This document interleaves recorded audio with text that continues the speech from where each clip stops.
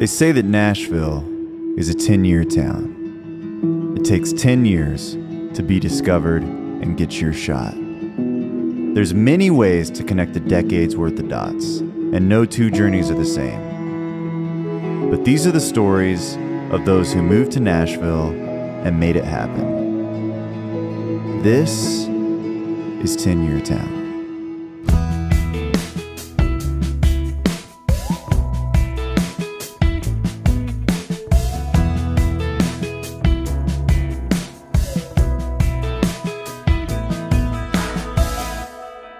What's up, everybody? Troy Cartwright here. Today's guest is Matt Roy. Matt Roy is a singer and songwriter from Glen Rock, New Jersey.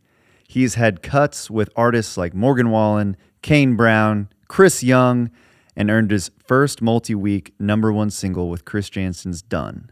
He's one of the younger guests I've had on the pod so far, but since moving here in 2018 as a college freshman, Matt's beeline to now established hit songwriter in town is due to both his talent as an artist and his sense of songwriting as a business. Get ready for us to talk some inside baseball on this one. Please welcome Matt Roy. How you doing, man?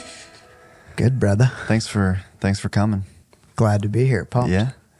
So I normally start this thing off with the same question for everybody. Let's hear it. Which is, how long you been in town, Matt Roy? 8 years, I believe. 8 years. Yeah, like in between 8 and 9, I think. Okay. How'd you get here? Where'd you start? I moved here when I was 18. Went to Belmont University for 4 of those years. Just grew up playing music, and I mean, we can get into that too, but I'll give you my Nashville sure. storyline first. But yeah, I went to Belmont. Just started writing songs and playing shows while I was there, and I really tried to treat school and music as sort of separate entities, and just tried to go out as much as I could and play, and met some folks I liked writing songs with, and one thing sort of led to another. Had songs cut, and then when I graduated about a month before I graduated, like a little late, like in August rather than May, like everyone else. Okay, gotcha. So I don't know how late you meant. No, not too late, just a couple months. But yeah, signed my first publishing deal in that July, so was able to just kind of transition right from school into writing songs, and then been doing that, and now we're at Big Machine together. Yeah. So it's been great. You got your first cut while you were still in college? Mm-hmm. Yeah, first major label one while I was in school. Dang. Did that feel pretty sick? Yeah, but I didn't really know like what it was. Yeah, what it was or what it would look like, and as you can imagine, I was like at that time like, oh, this is so easy. Yeah. I'm gonna be doing this like no problem. Yeah. All the time, and I learned the hard way that that's not exactly the case. Well, how much space was in between the first one and the next one? Major label? Yeah, or I mean, like worth notable. Yeah. Probably at least 1.5 years. Yeah. Which doesn't seem like that long, but when you're in it, yeah, that's painful, bro. And when you think it's easy. Well, a lot of it too, like, and not to get too specific of it, but I do find it a bit interesting, at least when it comes to come up stories and whatever. Yeah. Is that, when it happened, a lot of the guys I was writing with had been in town for a minute, and were, like the 2 guys I wrote with, Taylor Phillips and Adam Doliak, like, and it was on Kane Brown's record. I didn't mention that, but it was on his first debut album. And so Adam had a publishing deal, and Taylor had some other stuff that was going around, and they were, 6 or 7 years older than I was at the time.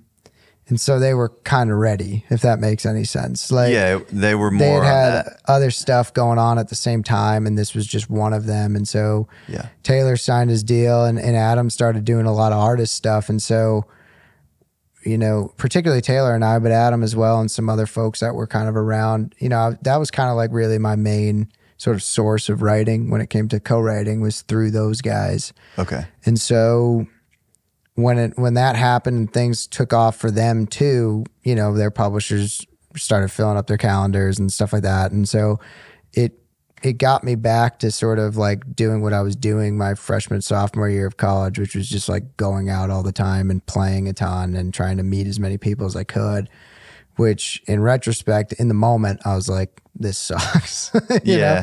But in, you know, looking back, it was awesome because, you know, those guys were great at writing songs then, you know? Yeah. And for me, I was more just like trying to pick up as much as I could. And then, you know, when it went to going back and trying to meet and doing like blind dating all over again, trying to find writers to write with, it forced me to use like different muscles that those guys were using so well that I never had to use them. From a writing standpoint or so from like a networking? Yeah, no, like a little bit of both, but mainly from a writing standpoint, right? Like title generation and sure, you know, working through concepts and doing that and doing all the prep work that I didn't really have to do at that time. You know, if like an idea came to me, I would just tell them. But how often were you writing with, like, were y'all all three writing a lot? Or? No, like Taylor and I would write, if not every day, every other day. Oh, wow. Yeah. That's a lot. Yeah, it was a lot. And I give that guy a lot of credit in the world because he writes a ton of songs. Yeah. And he's really good. Yeah, and he's really good at it and he's always got ideas. And so, you know, we would sit there from like 11 to like 5 and just like write, you know? And so, but like I said, you know, it's great, like in anything, like sports, whatever, like when you play or whatever with people who are better than you are, you sort of start rising to that level. You get better. But you also sort of miss some of like some concepts and some tricks to the trade that you're just like, oh, well, they said it, so they're definitely right. You know what I'm saying? Yeah. It's almost like I try and think of it as like, as I've gotten more experience, I think I've started to, on a deeper level, like understand the why behind something. Sure. So there's all these tropes of like, you know, the rhyme scheme or whatever, but like intuitively you learn it at the beginning, but then as you go on, you understand like why it's maybe better. Yeah. Right. No, because it like that. keeps you, it keeps somebody focused in that. I always like way. attribute it to, I'm a big sports fan. I know you, Troy, you know that. Yeah.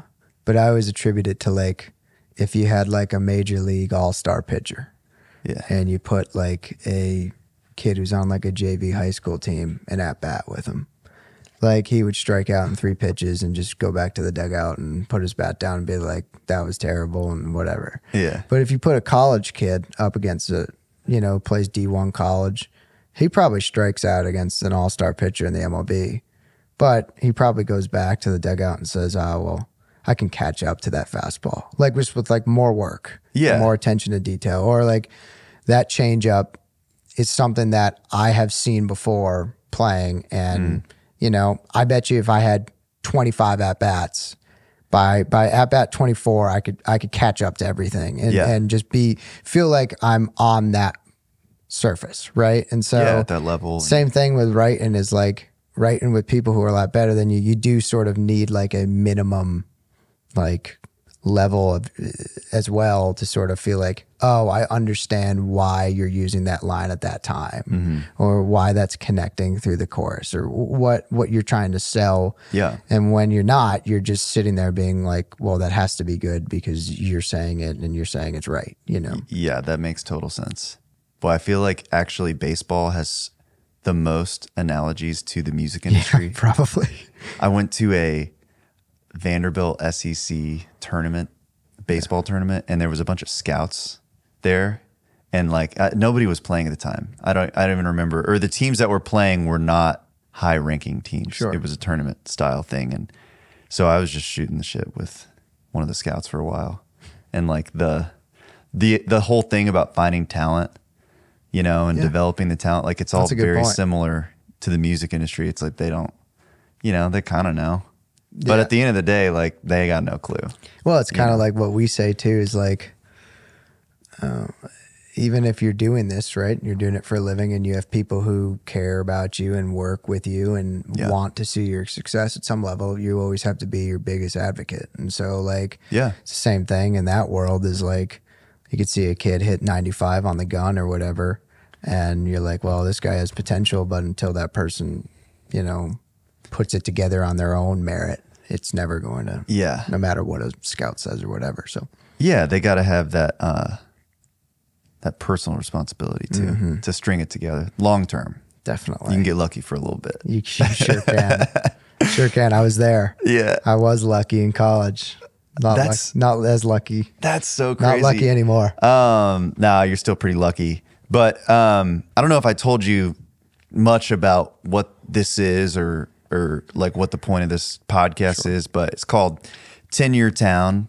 And basically the thought behind it is just trying to put together a bunch of stories of people that are in their journey as a writer, have had some success, but are still on the journey. Sure. And like, my hope is that by people hearing, you know, many different stories from many different perspectives, they will find some common threads. Sure. And realize some things, and like also realize that ultimately, like, we don't really know what we're doing. We're just sort of, you know, we just kind of started walking and figured it out along the way. Yeah. But I want to go back, you know, it sounds like it's kind of insane that it happened when you were still here in college, but like, did you go to Belmont because you wanted to write songs, or like, I mean, what was the thought process? Yeah, I wanted to play music. I didn't know what that sort of would look like at the time. You know, I think everyone kind of wants to be the artist and wants to do that. But I'd always had I guess a passion for writing songs. I was trying to figure out a better word. I am a songwriter. I swear to God I am. I just can't think of good words to put in sentences. Like my heroes like Bruce Springsteen and Jackson Brown and Bob Seger, like they all wrote all their own songs. So I always thought to myself, I really wanted to do that. And then in country music, like I loved Eric Church and I loved, you know, people who had done that and had cuts on other artists. And I just thought that would be sort of, for me, like something I would enjoy doing and wanted to accomplish, but also at the same time felt like writing and getting good at writing was my best way to get my foot in the door somehow. Yeah. And you were probably already doing it, like in high school or poorly, whatever. Obviously, sure. You know. I came to Belmont really for that reason. I mean, I studied music business just to really get a business degree. Yeah. Which in retrospect was great, you know, because it gave me a reason to be here. Like it gave me a reason to be in town, and it opened some doors like through the school. Like a lot of the doors that were opened were more like future doors, like where I met people at school who eventually got jobs in publishing or eventually got jobs or worked the mailroom at William Morris and then ended up getting promoted. Yeah.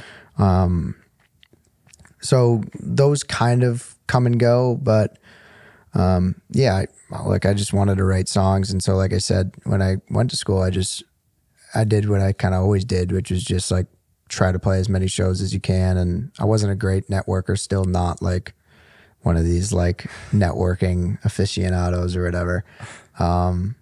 I don't agree with that, but I just tried to play as much as I could. And when you say play, are you talking like, are you playing like the Commodore Grill thing, or I did that like one. Belcourt Taps? Yeah, I did that one too. It's just like rounds. Rounds are like showcasey, like hour set length things. There used to be this one at the Row I used to play a lot when I was a freshman in college. Just like they paid you tips and you would just play for an hour, like usually half original, half cover kind of thing. Oh, okay, like not around, just straight up. That one wasn't around. I see.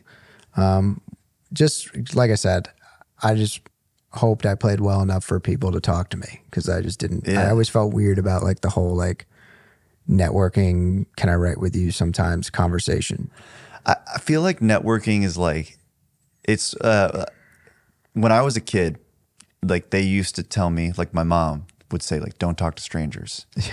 And to me, like Strangers was like I had like this picture of like a person that like was like literally black and white and had all these sharp edges and looked like a cartoon. That's what I thought like a stranger was. And for a long time, I felt like networking was the same way. Like someone would say, oh, you just got to network. And I like thought it was like this thing that I didn't really comprehend what it was. But like eventually you realize like, it's just like strangers are just someone I don't know. Yeah. And networking is just, you know, talking to people. Networking is a lot easier when you are doing it. Yeah, I think that was the big thing. I just, you know, those conversations like, oh, that's right, or whatever. I just, particularly like with people, like, you know how it is too, like when you're playing some of these rounds and it's you, somebody else, and then like a writer who has success going on, and then maybe somebody else. And it's like, I always had like respect for those people. That's what I wanted to do. And I always felt weird about being like, oh, let's go write a song, because that's definitely worth your time at the moment. You know? And so I just tried to be as respectful as possible. So like I said, I just played a ton because I wanted someone to come up to me and not me go to the bar and talk to them, if that makes any sense. Yeah, that totally makes sense. Is that how you ended up meeting a lot of your like early co-writers? Yeah. Was through just playing rounds? Yeah, it really was. There wasn't a ton, like I didn't really write with anyone at school until like way later on. Yeah. A lot of them were just from playing shows and meeting just random people in random places. And some of them became kind of regulars. Some of them were one-offs, and some of them, you know, became friends. Sure. I'm curious, you said, so you get this Kane Brown cut while you're still in college, and the people you wrote it with sort of like got pulled up immediately or whatever. It was also their time. They've been playing the game longer. Time. Yeah, 100%. I would think that getting a cut on an artist like that for where you were like that young, and like I didn't have a publishing deal yet, I assume. No. So that still didn't like change your life overnight? It did. I mean, in like what way you mean? Like, well, I mean, like you just said you kind of had to like, you felt like you kind of fell back down the mountain a little bit. Yeah. I'm sure not. You sort of felt like you did and you didn't. Yeah, you're probably right on that. I mean, part of it on the publishing side of things was I had talked to a couple different companies, but it always just felt odd to me. Yeah. I don't know how to explain that. It just didn't feel right. Felt like in my gut, like, this doesn't make a ton of sense. So I ended up just signing a like single song distribution thing. Just to make sure I got paid for it, you know? Yeah. Like some admin deal. Yeah, like an admin thing. Yeah. How did you choose that?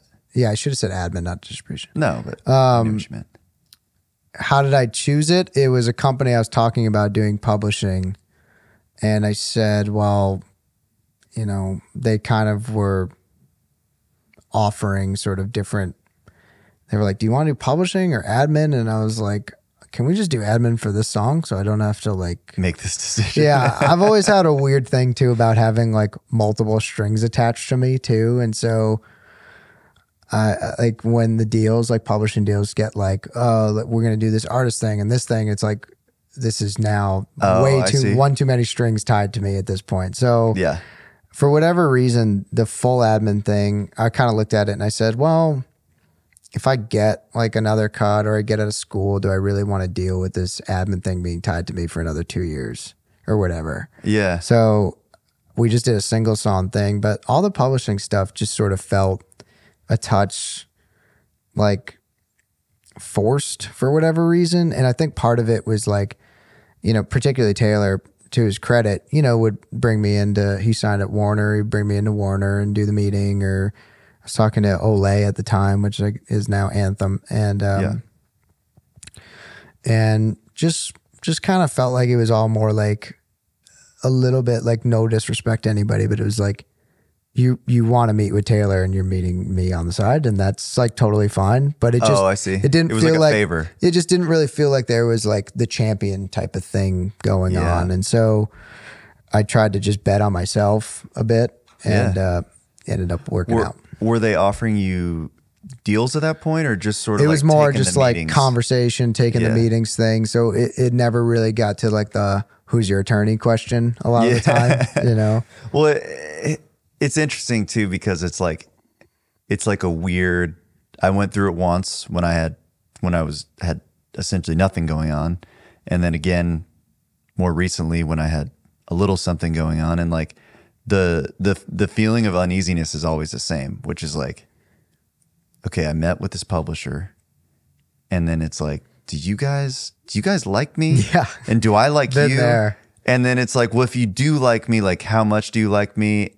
And then how do I make this decision ultimately? I know. And it's I think a lot of people I've always tried my best to approach those things with like the same way that I would like try to get a girl to fall in love with me, which is like act like I don't care, but like ultimately I care deeply. I never did that one. Never. I should have tried that move this past year.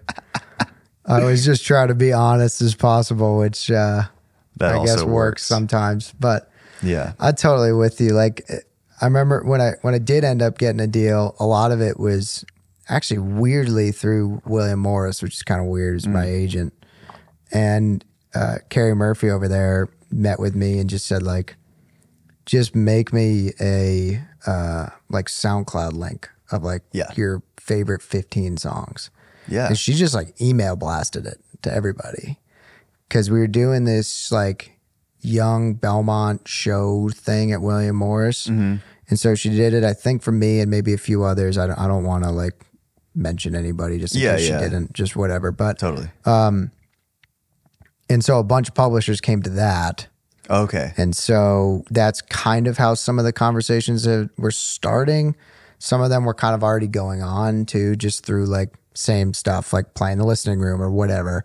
Yeah. And so that kind of began to get like, the wheels were sort of rolling. And then when that happened, the wheels were rolling down the hill a lot faster. Sure. But I don't know, some of those conversations, I remember telling one guy, I was like, you guys must have like an awesome expense budget, because like we've gone out for beers now like 8 times and I still don't know where we stand with all this stuff. Like, oh my God. And I like you, you're fun to hang out with, but like, yeah, it's like Wednesday and like I'd kind of rather just be home right now.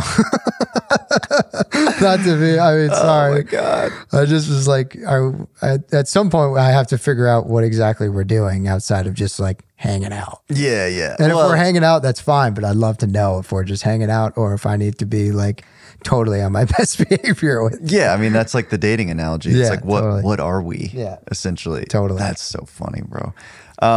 You did end up signing with, I believe was your first deal through BMG, or was that before the merger? I forget when all that happened. No, it was BMG. Okay. Yeah. Why'd you choose when, them? where? Yeah. Like what was it that made them the... Honestly, well, Courtney Allen is a really great publisher in town. Yeah. She works for Concord now. She was the one who was like a really big advocate for me, which I'm still really grateful for. Yeah. And she just she had found out about me. I was playing the listening room with Brock Berry Hill and somebody else, and somebody there was like, I think this kid's unsigned, you should check him out. Yeah. And so that happened, and then she was on that email list that my agent sent out, and so she came to that show, and so we kind of started talking. And at that time, like we talked about, like it was a lot of like meetings of like, where are we going with all this? Yeah. And she was just very like upfront, like, I want to sign you to a publishing deal.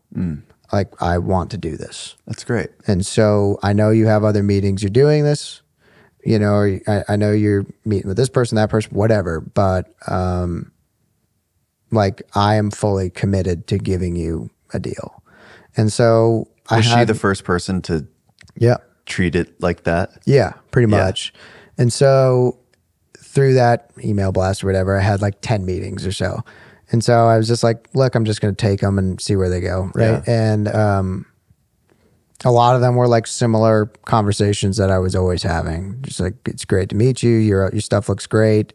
you know, let's have a follow-up, let's do this. Yeah. And the more I looked at it, I was like, I really should go with someone who's like really committed to what I'm doing. Who's stoked for it. Yeah, and is really pumped. And so that was a big part of it, was just like, she just was like all gas, no brakes about it. And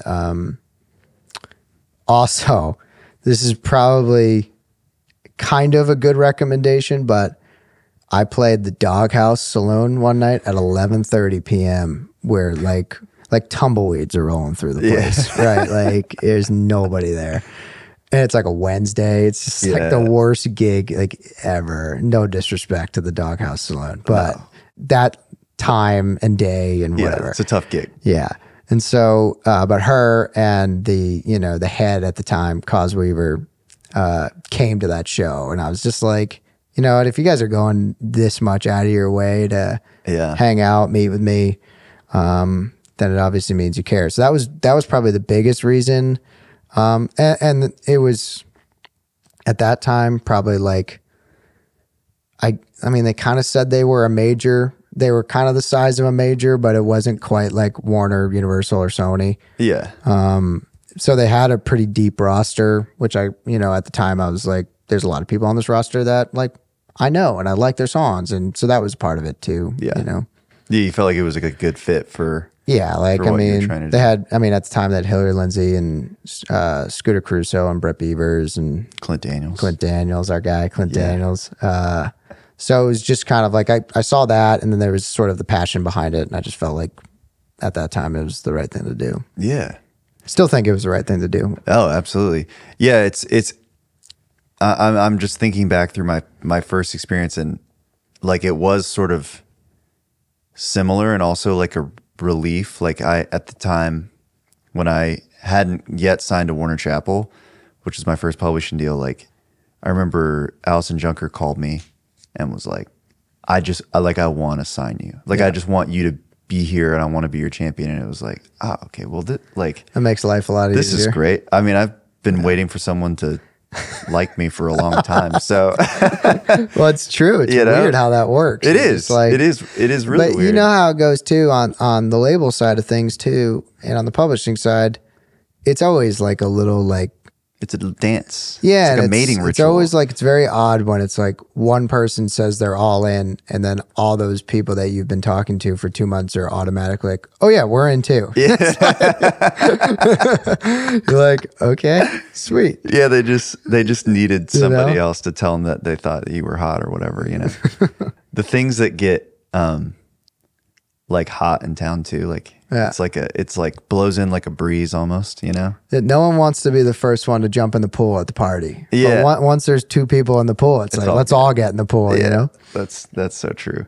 So I want to talk a little bit about your first massive songwriter success, which I would assume was the high watermark for you, was the Done song. Yeah.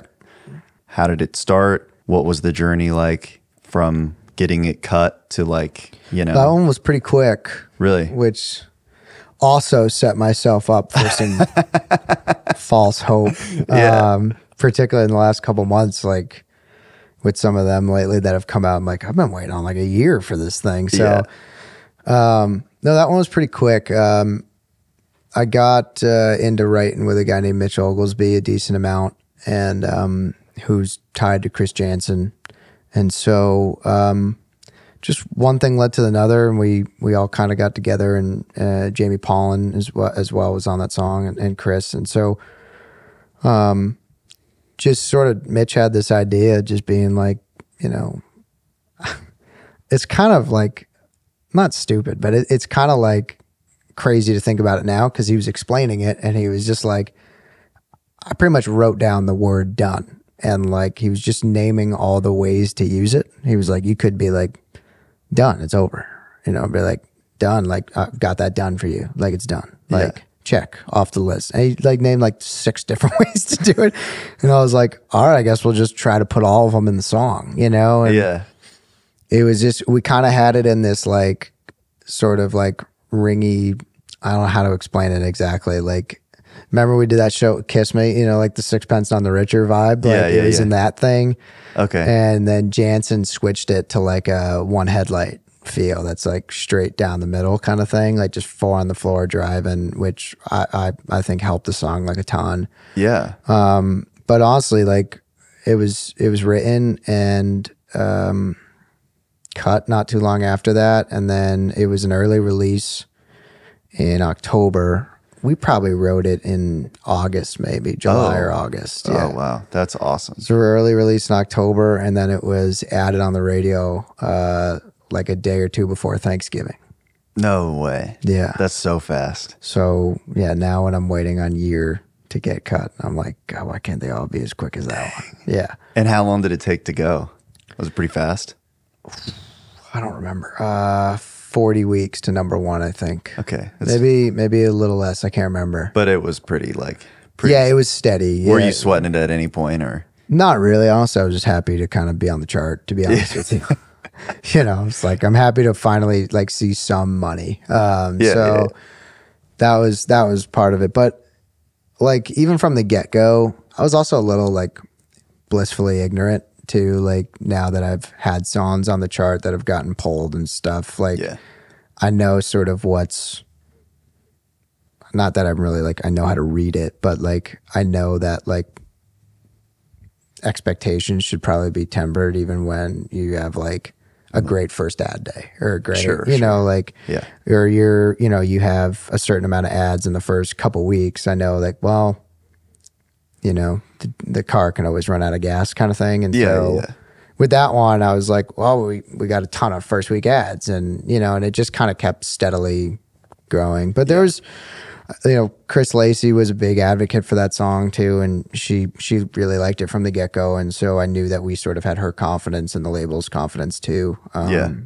Which was Warner at the time. So, no, I mean, that one was an easy one when it comes to the stuff that's out of your control, I guess, as a writer. Yeah. When it went number 1, did you like shotgun a beer? Did you feel like, what did it, well, it went number 1 in like the middle of the pandemic. Oh yeah, that's right. So, honestly, it was the week before I snuck out of quarantine a bit, and I went to go visit my parents, and they had scheduled like this week on the beach type of thing. And so the week before I was with them, and it was like a lot of excitement, right? Because it was at number 2, and everyone was just pumped, you know? And then when I came back and it went number 1, it went number 1 for 2 weeks. So I was kind of riding it for 2 or 3 weeks there. Yeah. But yeah, like I was pumped, and I was like, weirdly, like one side of me was like really pumped, and then the other side of me was just like very sort of like anxiety ridden a bit. Okay. Honestly. In what way? Like, well, it's like I've been watching all this like space stuff now. So here's another analogy for No More Baseball. Let's go. I mean, it's like flying to the moon and then landing back in Houston. You're like, shit, I gotta go back to the moon again. You know, it's like, I gotta do it again. You know, and so it was a little bit of that. Like I was like, that just took me like my whole life to do. And now I have to try to do it again. And like, I know all the hoops it went through just to get in the door. Yeah. And so it was a little bit of that. I tried to be present, you know. Yeah, and enjoy in it. the moment and enjoy it. But the other side of it too is, you know, there's talks of us on another artist having a single, which I won't get into.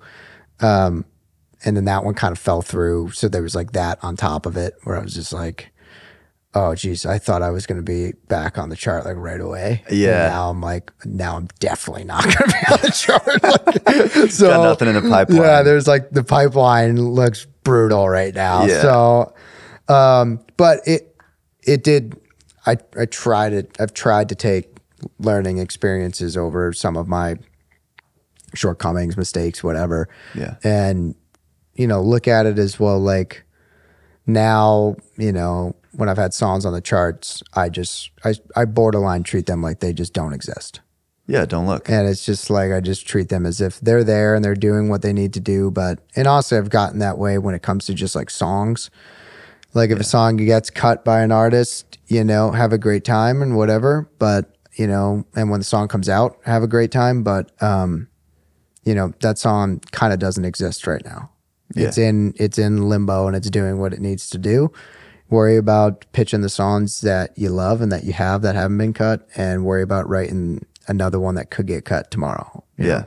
I think of you as someone that like takes a lot of personal responsibility for their calendar, for their songs, for all this stuff. Do you take that same level, like from like a pitching standpoint, or like what's your... I did at one point. Now at Big Machine, I've kind of taken a touch of a step back because I was pretty in it.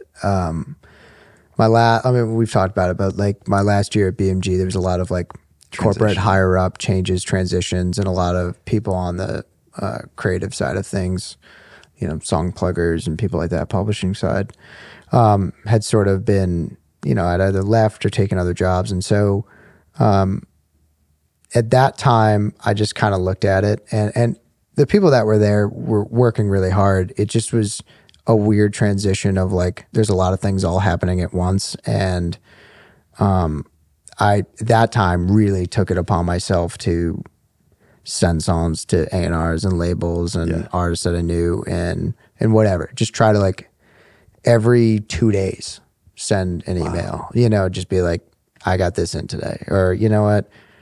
I tried this song with whoever at Warner. I'm going to try this person at Universal, or I'm going to try, you know, or at Big Machine or whatever. And so I tried, and honestly, I don't know if I may have gotten like one thing out of it, but honestly, it got me like a lot closer to a lot of the A&R and the label people and managers, because I just like went ahead and just emailed them.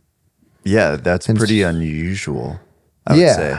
Yeah, which I was scared as hell writing those emails. It's like, thank you so much for your time. Like would they respond like pass? Some would, some wouldn't. Yeah. And I just tried to be like, not going to take this personally. Yeah. Particularly too, because like, even at that time, I mean, I had the hit and everything, but I had the hit and COVID happened, and, I'd really only had a deal for like a year and a half while the world was still open. So there was a lot of people I just didn't know, or like kind of knew of me and I kind of knew of them. And so a lot of them were just like shots in the dark at people that like I've met like once at a thing or... Yeah. But like on the back end of it, now kind of having some more success and rolling through it, I've met a lot more of those people and spent a lot more time with them, and they kind of already sort of weirdly put it together, and it's been good actually. Like Allison Jones at Big Machine was someone I used to email a lot. And now, kind of know each other better. Or you have like a actual relationship. Stephanie Davenport was like that. And so just sort of weirdly, I had to just like put myself out there, and I knew that at some level I couldn't, like, I was doing a disservice to myself if I was like, I'm too worried about like if they think it's weird that I'm emailing them. Like, I need to have songs getting to where I think they should be. I've realized I'm not a very good song plugger, like pretty quickly. Do you find that, do you not do that as much anymore? I do when it comes to like personal relationship stuff, and like I do it more like on sort of like, I consider it like kind of like B2B, like, you know, like songwriter to songwriter, or like I know that, your artist X is really close friend and we have a really good relationship, you and I, and so I'll send you this song, maybe we can finish it for so-and-so, right? Yeah, like, sure. It's a little bit more of that stuff than it is like me hounding the artist's door. And but like at Big Machine, like Michelle and I have a good relationship about like who this needs to go to, and like who are we thinking about, and I think everyone over there has done a really good job, for me at least, when it comes to just finding places that I didn't really think were available to me, if that makes any sense. Or like places that I just like, I didn't have the connection myself. So because of that, it's opened some doors for me now to just jump in them and just at times, you know, cut the middleman out. And it's not that I don't think the middleman is necessary. It's more just like, if I have a personal relationship with this producer, this artist, I do feel like at times it comes across as a little bit more important when it's writer to producer, writer to artist. So yeah, that's all. I'm really impressed with like your business acumen here. I think it's like I think it's like a higher level than you really probably realize. Went to school. Yeah. Yeah. So did I, but I don't do any of that stuff. Went to school for it. I have a music business degree from Berkeley. I don't know what it's good for, but I've always kind of taken the long way around. It's sort of been my mentality. Not bad. The view's probably pretty good. Well, you know, I think it's interesting to hear you talk about the way that you handle all of those relationships. And I think you've touched on like the importance of like having I know that my life as I have a lot of different facets to my career, but like my life as a writer right now is greatly enhanced because of a great publisher that I trust is getting my songs, where they need to be, which is important. And like at the very like least of it, like I don't ever blame, and you can't, like, I don't blame like a publisher for me sitting there being like, I think this song's awesome for Luke Bryan. And like they pitch Luke Bryan. It's like, you can't do anything about it. It's not like the publisher's fault. Like for me, like I was just like, my expectations are always like, listen to everything. Mm-hmm. If you have feedback, be honest with me. And, if you believe in the song, then you do your job with it. But if you feel like that song isn't worth it, it's okay to let me know that. Like I just try to be very like honest with everything. Yeah, I love that. Which is worked out because like I sent in a song last week that was, they're like, it's 90% there. Oh yeah. It's like, thank you. All right, I'll go and I'll go huff and puff and go back and fix it. Right? Like, do you always go back and fix it, or do you just like let it? I try it mainly on like ideas I really believe in. Yeah. And now like lately, which has actually been awesome. I've really enjoyed it. But lately, Big Machine's had me trying to sparse out time to write by myself. And so part of that is it makes it easier, first of all, to edit because you don't have to run it by anybody else when you edit. Sure. But it's easy. It also allows me to sort of embrace like the feedback a little bit more. And then also because it's not like I'm sitting there having a conversation with somebody about the line. I'm having it like with myself. Yeah.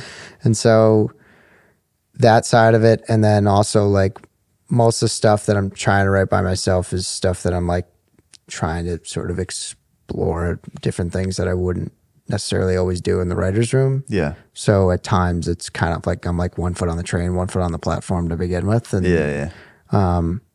and like time is always on my side for those kind of songs. So I just put them away for 3 or 4 days and then come back to it and see what you can do. Working on it. Yeah.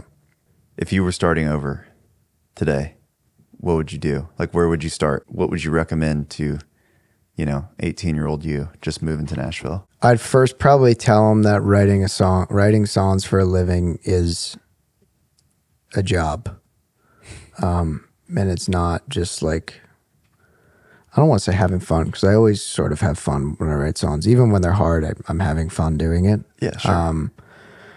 But that if you want to be great and you want to be good and you want to have success and you want to do this for a long time, you need to know that it takes a lot of time outside of just your scheduled write to make it happen.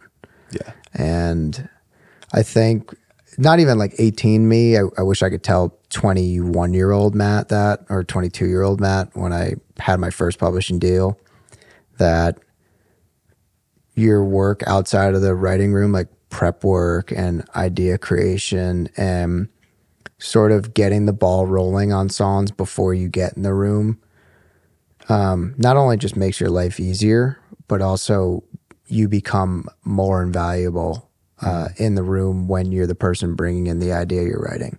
Yeah. Or when you're the person that has the melody thing or has a verse written out or a chorus written out, you become somebody that, you know, big writers particularly want to work with because they've been doing it for 25 years and they've written every single idea you could ever imagine. Yeah. And so I would definitely tell them that you need to spend more time working by yourself or, you know, really accelerating the process to begin with than just sort of coming in cold into writers' rooms, looking at my phone that I hadn't looked at since the day before I wrote and been like, I think I have this idea or that idea, you know, where like nowadays, like try to always be stacked with stuff that can be ready to go or is sort of like, I try to just look at it as like sort of turnkey ideas. Like you talk about stacking titles or stacking ideas. Like where do you find those? Like what's your process? I talked about this morning with Michelle. Okay. I walk a lot. A lot of walking. I walk a ton with no headphones on, and I look like a crazy person talking to myself on the street. No, every morning I try to walk. Like I have like a route that I do. It's a little nerdy, but I have like a route. And for whatever reason, like when I'm in motion, my brain just starts firing on all cylinders. Yeah. So that you helps like me. rip a cup of coffee before or? No, just a huge thing of water. I have like this like XL mason jar of water and I just down that thing. Dang. And then I go. I don't drink coffee till I get to the office and I maybe have like half of it poured out. Wow. But I do that, which helps me a lot because I'll walk for like 2 hours and I'll get up really early and just do it. And it's awesome. I don't know why, but it's where I come up with a lot of ideas. And then some nights it's just like banging on the guitar and just trying to kind of will my way into an idea, which sometimes works. Sometimes it drives me up the wall. And then I have some like little tricks if you want to hear those. I don't necessarily it's like the spice blend at the hot chicken place. If you don't mind, if you don't feel like you're giving up trade secrets, but they're not too trade secrety. I think sometimes for like specific people, which I'm not like the greatest target writer of all time. Yeah, me neither. But if I really need to do it, I had a friend of mine who told me that to try this, and it's kind of work. I've never gotten a cut out of it, but I've gotten sort of fairly close. Yeah. Or I felt like I've gotten a song that day that was in the ballpark. And so he goes into that entire person's like sort of discography or whatever, every song they've ever written, and puts them in like a Google Sheets thing or like a Excel, and then randomizes the list. So it's not like, you know, this record 1 through 12. Yeah. So it's like the stuff that they cut in 2010. It's the stuff that they cut in 2015. It's all jumbled up. And he just tries to find like common words. And it's not so much like, and it's more like, I always look at it as like, well, I'm not going to take like, you know, your title, this person's title. It's more like, will this person say love in a title? Does this person use you or me a lot in titles? Does this person, you know, because some people won't put love like in songs. Like they won't say like, I love you at the end of a chorus. And some guys will, or some people will. And so like I've tried that. I've gotten kind of close on some titles that is more just like, what is this person willing to say in a song? Yeah. That one gets a little dicey to me at times because I'm like, I feel like I'm jumping on ideas that have already been done. Yeah. So I don't do it very often. It's more of like, if I'm ultra targeting, will this person use she or will they use me or you or I or whatever? Little things like that. Or like you've seen titles like, will they do like a lot of nouns or something? Yeah. Or like, will they use like something somewhere or like little things like that or every day, everything. Or, you know, like, oh, they have this weird thing where like 5 of their titles have like the same word in the title. So what's like a cool thing that I could do where it's like doubled, like that Morgan song, like what is it, Red Dirt, Red Letters, and you know whatever it is. Like, do they do stuff like that? It's kind of cool. The one I've been doing lately is just like finding topics that I like to read about on Wikipedia. Okay. Just like random stuff that that's outside of music. Just like like that sign over there, like Grand Prix at Monaco. Yeah. And I'll just type it in like history of the Grand Prix at Monaco. Yeah. And I'll just read through the article. And if there's like little turns of phrases or words that I find are just like interesting, I'll just write them down. Yeah. And then later on, I'll go be like, could I make a song out of that word? Or could I make a song out of that phrase or whatever? Yeah. And most of the time, it's like, right now the list is like 30 things deep. And I think only 2 of them have come out to be songs. Do you keep like everything in one list, like a hookbook list, or do you just the titles are just all over the place, but Yeah. the random words and phrases, it's called in my phone cool words and phrases.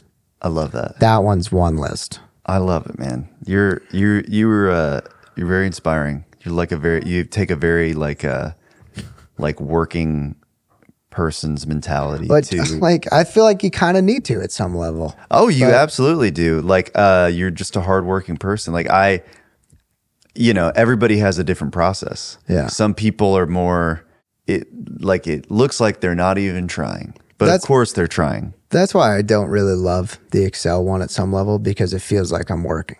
Yeah. Because I'm like, when you're an Excel actively doing spreadsheet, it. it's never good. Yeah. Whereas like the Wikipedia one for me is like, well, I'm kind of reading about something that I find interesting. Yeah, you're you're following that. How many times do I go down a Wikipedia rabbit hole anyways? I might as well see if I could find a title in this thing. Just start at the Queen of England and go all the way back. Yeah, I did. My hat probably tells you, but I watched a show on pirates on Netflix, and so I'm just, like the pirate. I have like 45 pirate ideas.